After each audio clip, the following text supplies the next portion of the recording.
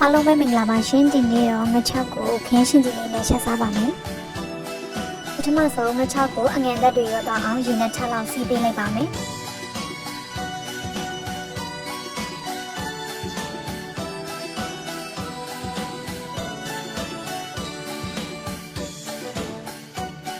ပြီးရင်တော့ငါ6ကိုအတုံးလေးတွေတုံးထားပေးလိုက်ပါမယ်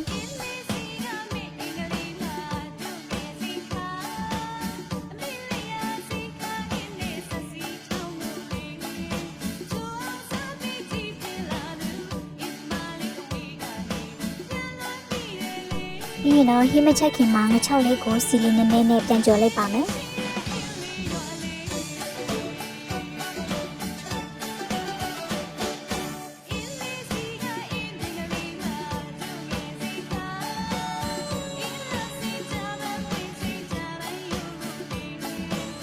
ငါ6ကြော်ပြီးရင်တော့ငါ6ကြော်ထားတဲ့စီလေးကိုစက်သွန်ဖြူစက်သွန်ကြီးမြူတီကြမ်းပုံထောင်းထားတာလေးတွေကိုစီတက်ပေးလိုက်ပါမယ်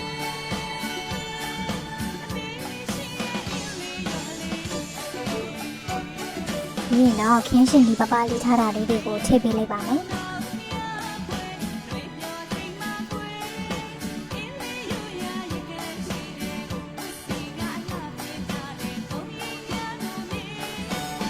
ခင်းရှင်ဒီလေးတွေကြိတ်သွားအောင်အစုံရည်လေးထည့်ပေးလိုက်ပါမယ်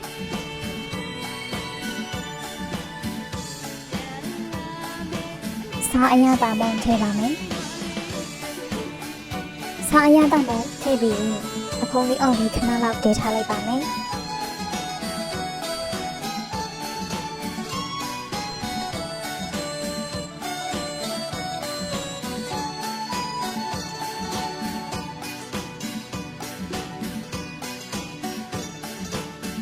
ဒီနည်းနည်းခန့်သွားပြီဆိုရင်ငါ6ကြော်ထားတာလေးတွေကိုထည့်ပါမယ်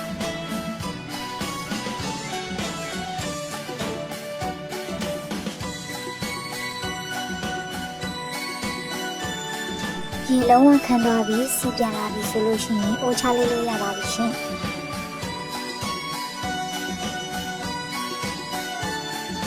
အခုဆိုရင်အရင်စားရှိစရာကောင်းတဲ့ခရမ်းချင်တင်နဲ့6ချက်လေးရပါပြီရှင်စားကြပါအောင်ရှင်